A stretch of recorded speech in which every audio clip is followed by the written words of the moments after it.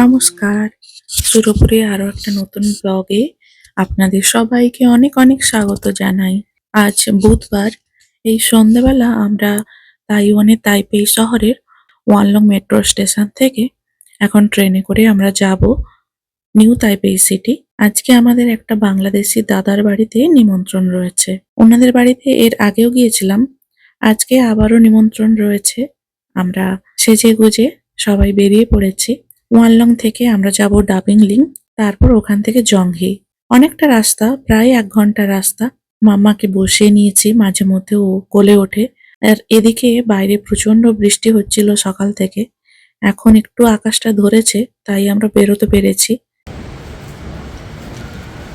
না হলে তো সকাল থেকে ভাবছিলাম আজকে যেতে পারবো কিনা। আকাশটা পরিষ্কার হওয়াতে আমরা তাড়াতাড়ি বেরিয়ে পড়েছি। প্রায় 1 ঘন্টার মতো সময় লাগে। তাইওয়ানের মেট্রো স্টেশনগুলো দেখলে মনে হবে যেন কোনো বড়সড় এয়ারপোর্ট। এত সুন্দর, ছিমছাম, পরিষ্কার পরিচ্ছন্ন। আর সব থেকে ভালো সুযোগ হলো এই যে আমাদের স্ট্রলার রয়েছে, এই স্ট্রলার বা হ্যান্ডিক্যাপ মানুষদের জন্য লিফটের ব্যবস্থা খুবই ভালো। আমরা বেশ লিফটে করেই ওঠানামা করতে পারি এবং লিফটের জন্য আলাদা বেশ রাস্তা করা রয়েছে। খুব ভালো এখানকার সুযোগ সুবিধা। আর আমাদের তো মেট্রো কার্ড আলাদা করে করা নেই। আমরা এখানকার ইজি কার্ড, যেটা অল ওভার তাইওয়ানে, এই কার্ড দিয়ে শপিং করা যায়, ট্রেনে, বাসে, মেট্রোতে যাতায়াত করা যায়। ওই একটা কার্ড, ওয়ান কার্ড সিস্টেম। এই কার্ড দিয়েই তাইওয়ানের যে কোনো জায়গায় বাসে, ট্রেনে, ট্রামে, মেট্রোতে যাতায়াত করা যাবে। এমনকি সাইকেলও এখানকার যে সরকারি ইয়েলো বাইক বা ইউ বাইক, এগুলোও ব্যবহার করা যাবে। আমরা এখন মেট্রোতে করে চলে এসেছি। বাইরে হালকা হালকা বৃষ্টি পড়ছে। এখন বাজে প্রায় 7:30। আমরা বাড়ি থেকে বেরিয়েছি 6:30টার দিক করে। 1 ঘন্টা লেগে গেল আমাদের আসতে। সাথে আছে আমাদের আরো একজন বাংলাদেশি দাদা দিদি। আমরা ম্যাপ দেখে দেখেই সব জায়গায় যাতায়াত করি। ম্যাপটাই আমাদের সব থেকে ইজি একটা মাধ্যম। তাইওয়ান বলুন বা ইন্ডিয়া বলুন বা পৃথিবীর যে কোনো দেশেই এই গুগল ম্যাপটা থাকলে আপনার যাতায়াত মনে হবে সব থেকে সহজ হয়ে যায়।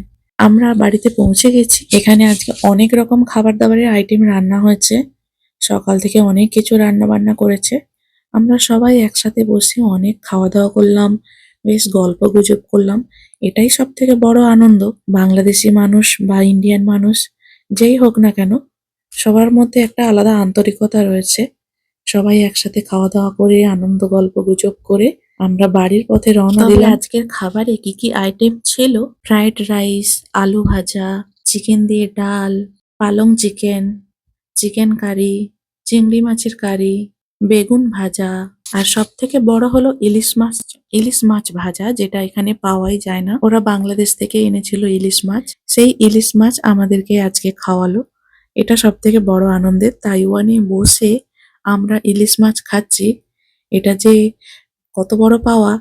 কেননা তাইওয়ানে বাংলাদেশি এম্বাসি নেই, তাই এখানে ইলিশ মাছ পাওয়া যায় না। তাছাড়া বাংলাদেশের পণ্য বিশেষভাবে কোনো কিছু পাওয়া যায় না এখানে। বেশিরভাগই ইন্ডিয়ান খাবার দাবার, ইন্ডিয়ান মশলা, ইন্ডিয়ান জিনিসপত্র পাওয়া যায়। তারপরে আমরা একসাথে সবাই বেরোলাম। ওরা আমাদেরকে এগিয়ে দিতে এলো। আর আমাদের মাম্মা, ও তো এদিক ওদিক সেদিক ছোটাছুটি করার জন্য এক্সপার্ট। ও তো গাড়িতে এক মুহূর্ত বসতে চায় না। ওকে মাঝে মধ্যে আমরা বেবি ক্যারিয়ারে নিই। আবার ও যখন বিরক্ত হয় তখন ওকে একটু ছেড়ে দিই মাঝে মাঝে, ও খেলা করে। আর আজকে বৃষ্টির জন্য ওকে বাইরে খুব একটা ছাড়তেও পাচ্ছি না। না হলে মাঝে মধ্যে আমরা ওকে ছেড়ে একটু হাত ধরে হেঁটে হেঁটে যাই। তারপরে সবাই মিলে একটু ছবি টবি তুললাম। তবে আজ বিশেষ কিছু ভিডিও করা হয়নি। সবাই কথা বলতে এতটাই ব্যস্ত ছিলাম যে ভিডিওর কথা আর মনেও পড়ে। তো আজকের মতো টাটা।